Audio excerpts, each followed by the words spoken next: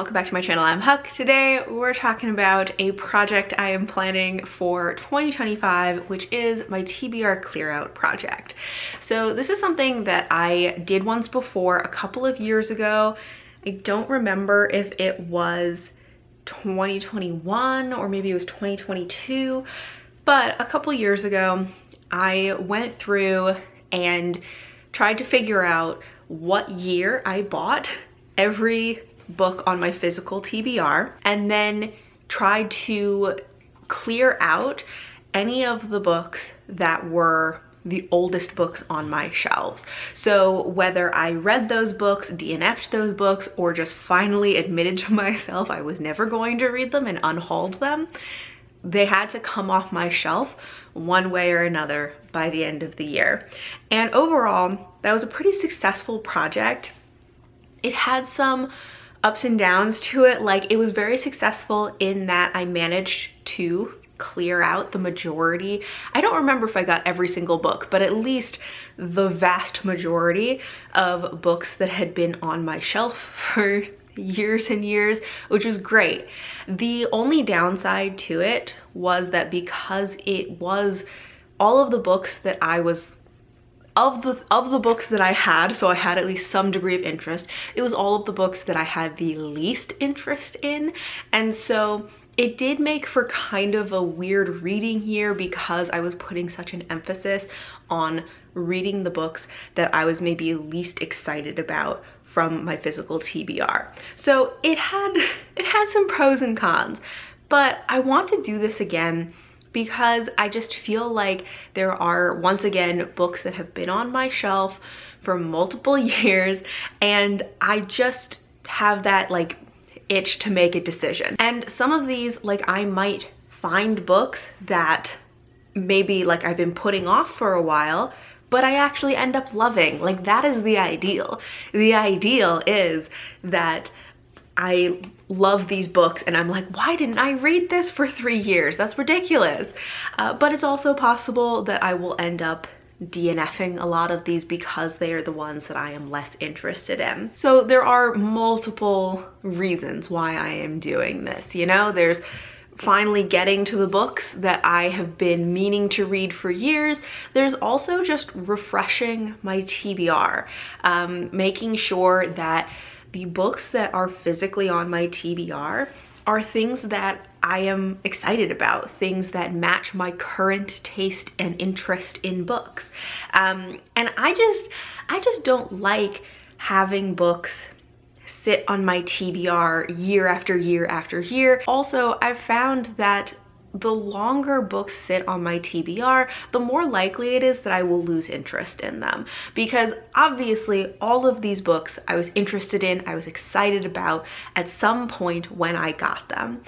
But over time, sometimes I lose interest, and usually it's either because my tastes change and I just am not interested in this anymore, and sometimes it is because I've learned more about that book since buying it and realized, like, oh, maybe I shouldn't have gotten that because I'm actually not interested in it now that I know more.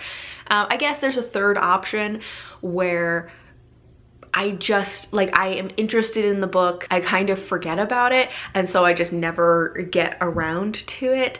So I guess there are like 3 main reasons why things end up or stay on my TBR for a long time. But this is a long intro to a very simple concept. So I'm gonna go through the books that have been on my TBR, my physical TBR shelf, for the longest. I have, I think, 10 or 11 books here, although one of them I am currently reading and I am hoping to finish before the end of the year, so it might be one less. And then I actually am going to also change this up a little bit and add some more recent books. So the oldest books that I have on my shelf, I have one book from 2020, and then I have a bunch of books from 2021. But I then also went through the books from 2022 and 2023 and ranked all of the books from each year based on my current interest in these books, which again, obviously I'm interested in all of them because I got these I bought these books at one point, but I still ranked them based on my current interest, and I'm gonna take the bottom few books or the lowest ranked books from 2022 and 2023 and kind of add them to this list because those are the ones that have the greatest potential to kind of become a part of this issue in the future and just like languish on my shelf. So those are going to be more like just bonus. I hope that I get to them. My main focus is going to be on, of course, the ones that are actually the oldest books on my shelves. I'm going to start with the like 10 or 11 books that are the oldest books on my shelf, or like the books that have been on my shelf the longest. And I also ranked these. The ranking has no impact really on like whether I'm gonna read them or how, like when I will read them, but I just thought it might be an interesting exercise.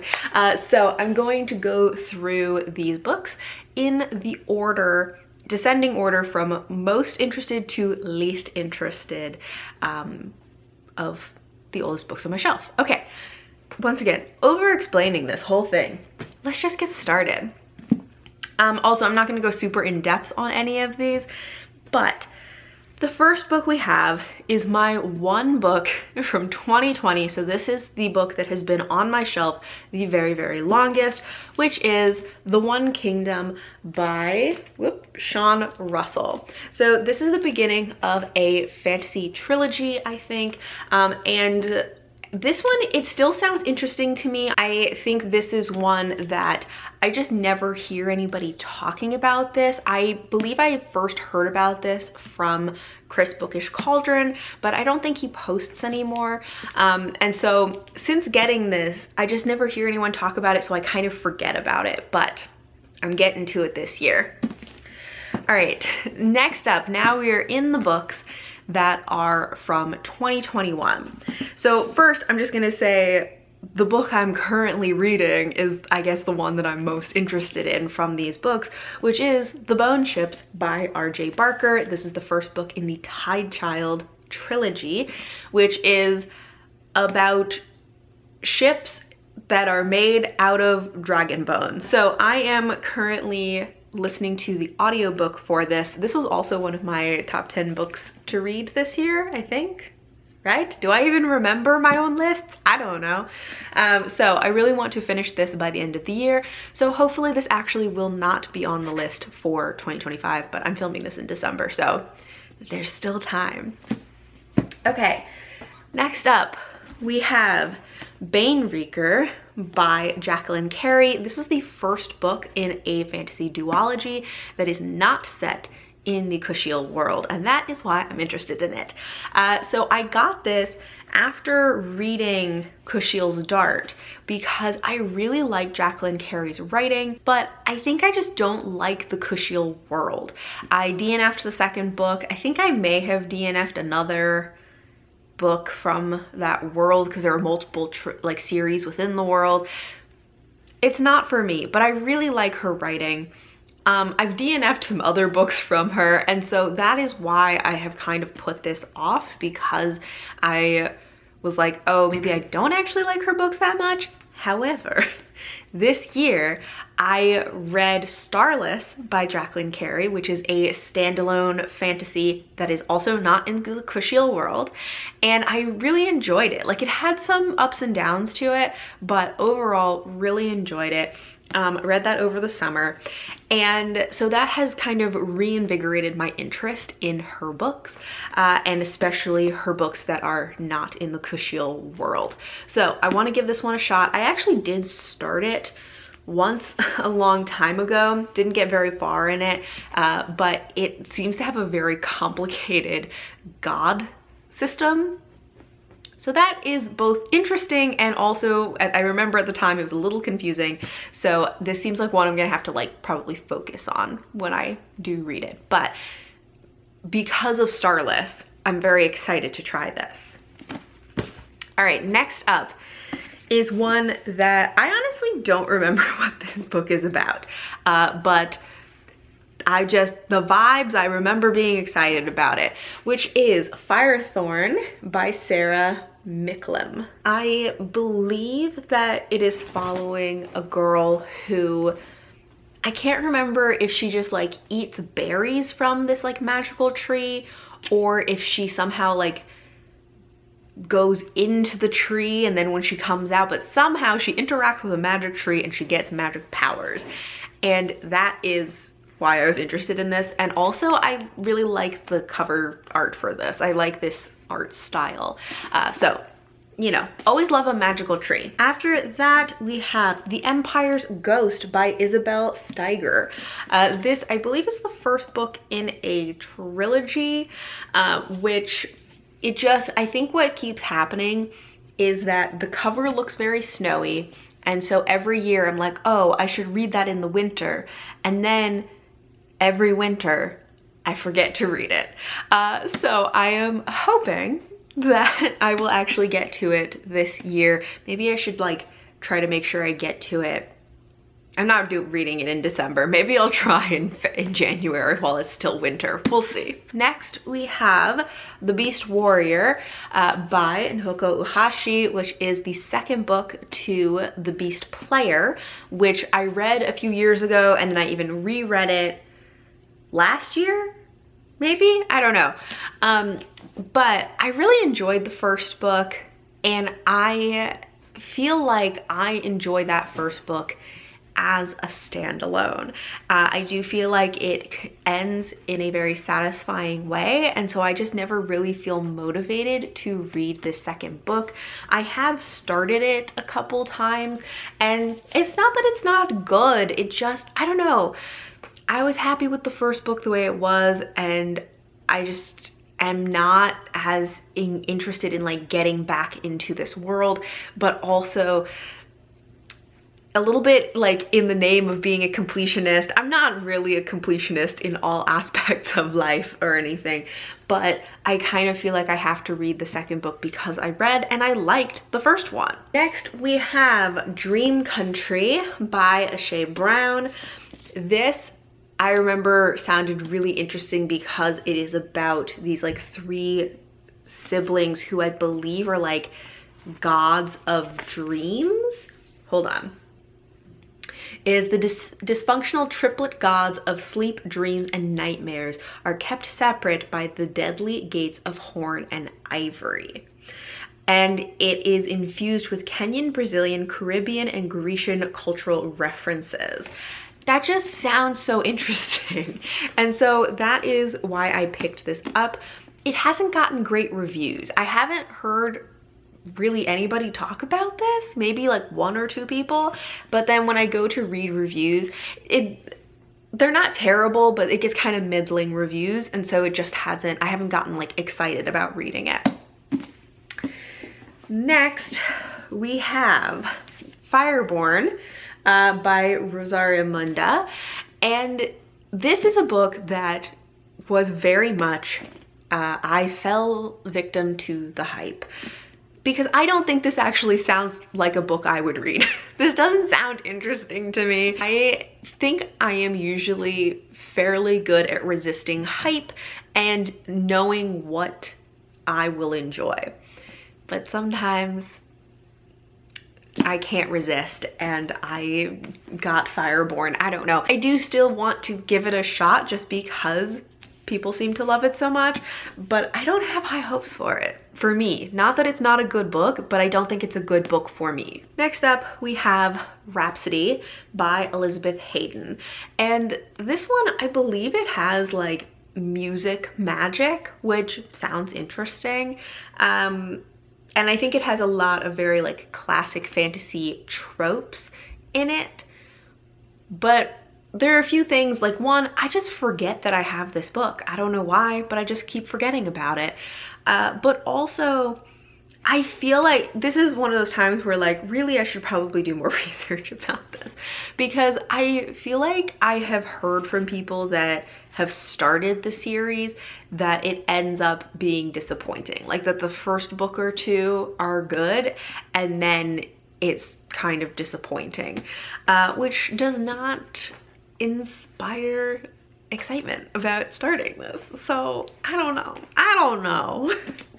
Okay, next, oh, we are down to like my bottom two. All right, so first up, I don't know, like, this may have been over ambitious of me to even get this book, but I have Pillars of the Earth by Ken Follett. This like massive historical fiction. This is another one that I feel like I got because of hype. People who read historical fiction adore this book. They are like obsessed with it. And all people say about it really is like, they're like, it's about building a church, or a cathedral, but it's so much better than that and you'll love it so much. And I'm like, I'm excited about the amount of enthusiasm that people have and that people seem to really love his writing. But yeah, that premise doesn't sound that interesting, that it's about like building this cathedral over like decades. I feel like this is a book that I want to try eventually, but I am not sure if now is the time. And so to some extent, I feel like this might be an exception, like, to this project, that I may not get to this one this year, or I may have to let it go, and if I ever do want to read it, I might just have to get it again. And then the last book on this list, I feel like some people might be upset that this is my lowest book, but that is The Lions of Algar by Guy Gavriel Kay. I know that people love Guy Gavriel Kay, and that is part of why I've really wanted to try his books. People speak so highly of his incredible writing, and it is like historical fantasy, which historical fantasy truly is like one of my favorite subgenres. And yet, his books just, I can't get into them. I have tried to read Tigana multiple times. I finally DNF'd it this year and just gave up. However, I've also heard from people that some people say Tigana is the perfect place to start with his work. Some people say Tigana is a terrible place to start with Guy Gavriel Kay. And then some people will recommend The Lions of Algar as an alternative place to start. I have also tried to read this book multiple times, and I never get very far. I think, let's see, what's the farthest I ever got in this book?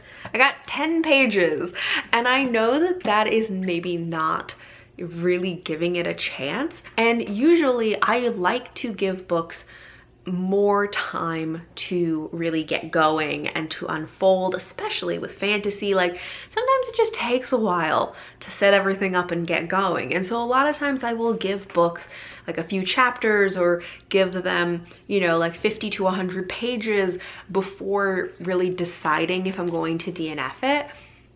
So I usually have a lot of patience for the beginning of a book, and just a lot of going with itness to see what happens. And yet somehow with his books, I just never can get past the first like 20 pages. So I want to give this one last shot. I might try it as an audiobook to see if that works better for me, because I think maybe his writing style really isn't for me. I know people seem to love it, but it may not be for me, because there's just something about it that I cannot get into his books. And so maybe an audiobook will work better. I love this cover. I really wish that I liked this book. But that is the last of my oldest books on my TBR. Now we can get into the newer but lowest rated books on my TBR. So these are the ones that are just like bonus. I hope that I get to them. I will be really happy if I am able to make a decision about them on my TBR, so that they don't turn into books that just languish on my shelf. From 2023, I have 4 books that I am adding to this TBR. The first one is Revelator by Daryl Gregory. This is a Southern Gothic, which I think I got this was definitely an impulse buy. It was at a point when I had recently read and liked a Southern Gothic, or not a Southern Gothic, but just like a Gothic horror.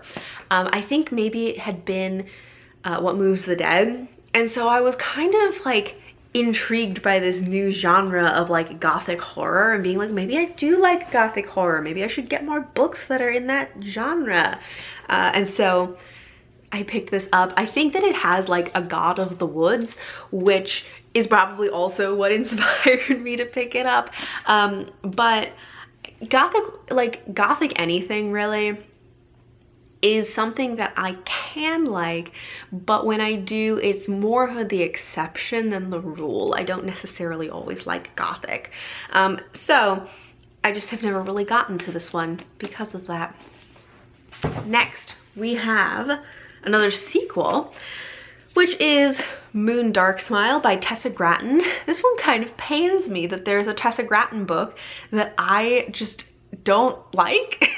Because I love Tessa Gratton, but I think that her YA is a little more hit or miss for me. I'm so excited that she has a new adult fantasy coming out in 2025 because I am very curious to compare. Like, maybe I just like her adult work more than her YA work. I'm not sure. This is a tangent, but I really want to get to Moon Dark Smile. This is the sequel to Nightshine, and I actually did really enjoy Nightshine. I feel like this is another one where I liked the first book. I think it was good. It worked well as a standalone, and I'm not really sure why there's a sequel. And I think I've only ever gotten like a quarter of the way into the book. And it just isn't capturing me the same way the first one did, because I did like the first one. So never really got around to Moon Dark Smile. All right, next is Kekai by Vaishnavi Patel. This I was very excited about, like a lot of people, because it is a retelling where it takes this woman from legend who is usually like a villain and then tells her story from her perspective and her as like the sympathetic character. I love that kind of thing. I think since getting it, I've heard some more mixed reviews and just heard some reviews that make me think that I may not like, while I like the concept, I may not like the way it's executed so much.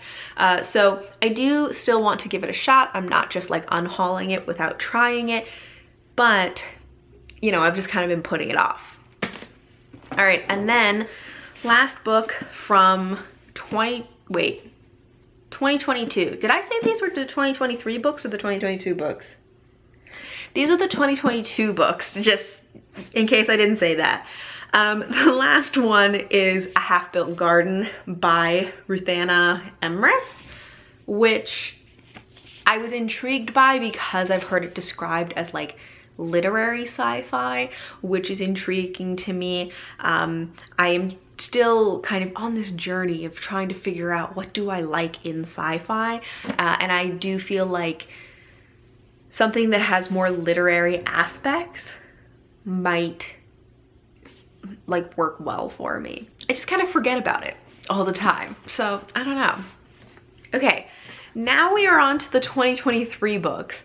I don't know what I said before, but these are the 2023 books. All right, I only have two from 2023. The first one is The Terraformers by Annalee Newitz. I believe this is a either hope punk or solar punk sci-fi, which is what first intrigued me about this. I did start reading it at one point. I didn't get very far into it. Got like 12 pages into it. And I stopped. I don't know. I wasn't very interested in it. And also it felt like maybe it was going to be a little too goofy for me. I'm not sure. I also think this one and A Half-Built Garden, sci-fi is a genre that I rarely reach for. In 2024, I read a surprising amount of sci-fi for me. But I do tend to kind of forget about sci-fi books that I own. It's just not a genre I frequently reach for, so that's how these ones have kind of ended up here. And then the last one that I have is Tom Lake by Ann Patchett. I picked this up in 2023 at a point when I had been reading a lot of contemporary books with some magical elements to them, a little bit of like fabulism or magical realism. But they were, what I was really enjoying about them was that they were about these like families of generations of women and about their familial relationships. I decided to pick this one up because this is about a family who, I believe this takes place during COVID lockdown. And so it is about this mother and I think her two adult daughters, who are in lockdown together. And we learn more about the daughters' lives and what's going on with them, but also the mother starts telling them kind of her story about how she, when she was younger, she had this like love affair with a, with like, I think it was like a rock star or some celebrity. And I've been wanting to try an Ann Patchett book for a while because, I mean, she writes literary fiction, but I just hear really great things about her books. But when I read the synopsis of a lot of her books, they just don't sound interesting to me. So I felt like of the books that she has, this one had a premise that was the most interesting to me. So I picked this up.